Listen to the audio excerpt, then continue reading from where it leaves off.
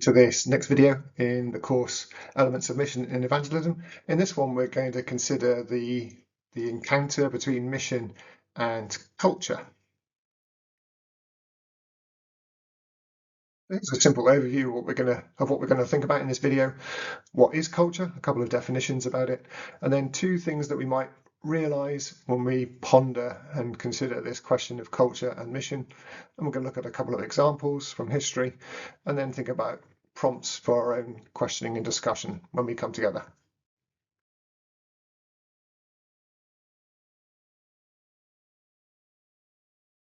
Culture. First of all, a very simple definition that we can think about culture as how we see things and do things round here just now. I wonder what you notice in that simple definition. First of all, there's a sense of we. We don't normally think of a culture being something that is only attached to one individual. It's something more collective, more corporate. But then notice it's about how we see things. It's about our perception of the world and of reality. It's our sense of worldview, a sense of assumptions, ways of thinking, but also how we do things. Culture is something expressed in practices and habits and norms. And it's how we do things round here. There's something geographical about a culture, something that connects us to a certain place often, and just now, i.e., it's not entirely static. There is something dynamic about culture. So you notice that there's a cultural reality now that shifts over time. Here's a little bit more of a comprehensive definition. Culture is the activity through which women and men influence the environment in which they live with their physical and spiritual powers, at least partially change it, but at the same time develop themselves as individuals and members of a community. In this way, men and women establish a suitable environment for themselves, which is more than mere nature. There's quite a lot to notice there. But first of all, that it's about influencing an environment, doing so with our own physical and spiritual powers. That might sound a bit curious, what is meant by that. Whereas physically, it's actually what we do through practices, as I was saying before. And spiritual, that doesn't necessarily mean spiritual in the very strict sense of to do with religion, but it's again about how we assume things about the world, how we perceive things, our sense of worldview, that these in themselves, what's in us psychologically and collectively as communities, ways of seeing, ways of thinking, they also interact with our environment. And then we change our environment. Culture is about changing, forming things, making cultural artifacts, cultural products, things that emerge out of a particular context. And it's not only that we change the environment, but we are also changed and developed through that interaction and formed as people in community with each other. So in this way, we establish something that feels suitable to us in a particular context. For one culture, something feels suitable. For another culture, something else feels suitable. But there's something going on there than merely a matter of nature. Culture is a sort of added value to how we live with one another. Of course, each culture will also have a different sense of its relationship with nature and what it assumes to be natural. Our understanding of the natural world is itself culturally shaped. But we get there, I think, from this quote, a sense of the dynamics within culture. We influence it, it influences us. We are formed as communities, and we shape our world, and our world shapes us.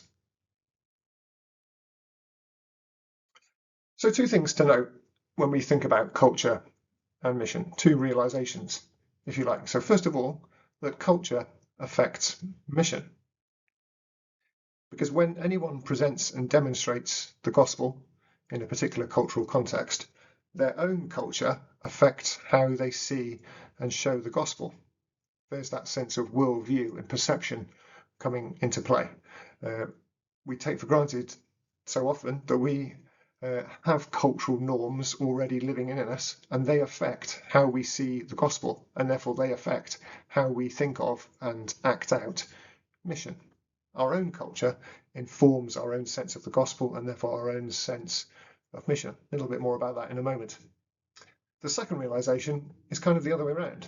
Mission affects culture Because when anyone engages in mission in a new cultural context, we can't help but make some sort of judgment about what's okay and what should change in a cultural context. We assume things about our own understanding of the gospel, which informs how we live it out in the world around us.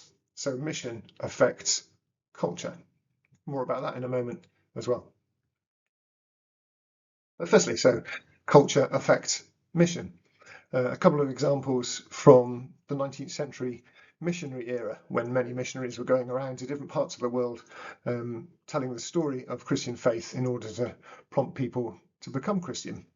One practical expression of this, about how culture affects mission, is that Western missionaries so often took for granted that what they were expecting to see was something like the Western church. So they took with them assumptions that the way in which the people should do church was with an organ and with hymn books, and for choirs to wear long gowns, and for ministers and clergy to wear long gowns and robes and so on.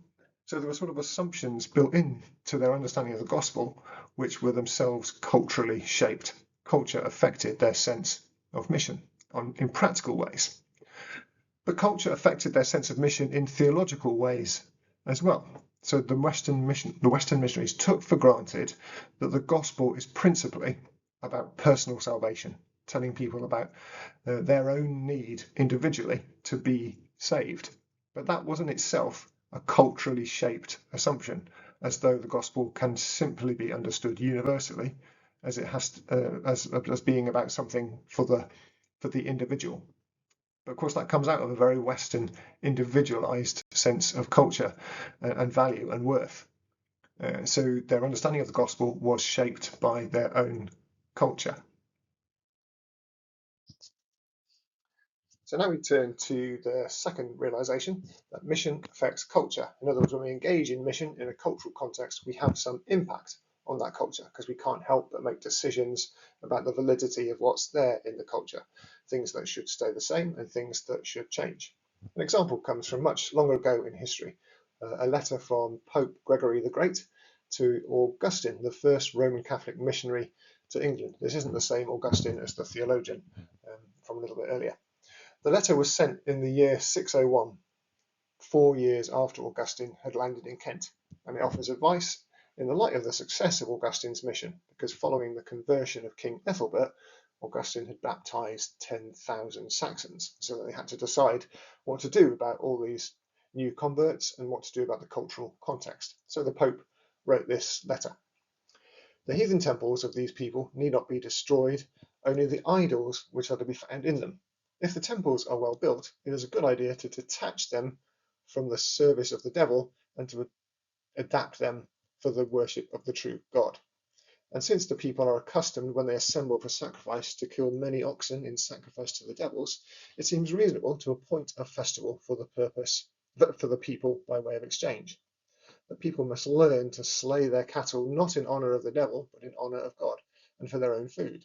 When they have eaten and are full, then they must render thanks to the giver of all good things. If we allow them these outward joys, they are more likely to find their way to the true inner joy. So what's going on there is a sort of switch in purpose for the building. The building becomes okay. It had been used for one set of purposes, and now it becomes used for another. And the sacrifice of animals is switched from being a sacrifice of the animal as such to killing the animal for a religious festival, so you offer thanks to God for all good things instead. And he goes on, if we allow them these outward joys, they are more likely to find their way to the true inner joy, and it's doubtless impossible to cut off all abuses at once from rough hearts, just as the man who sets out to climb a high mountain does not advance by leaps and bounds, but goes upwards step by step and place by place. In other words, the Pope's assumption was that you take a gradual approach to change, working with the cultural realities on the ground, switching the purpose of them gradually, intending by this to sort of shift people's hearts and minds in a sort of slow way, not in leaps and bounds, but step by step. It's interesting the judgments that are made there about the rough hearts that need to be changed, and the way in which judgments are made about things being devilish. But what do you make of the sort of judgments and the decisions that were made? Could they have been more radical? Could he have been more tolerant? Which way round? Or was the sort of middle way appropriate?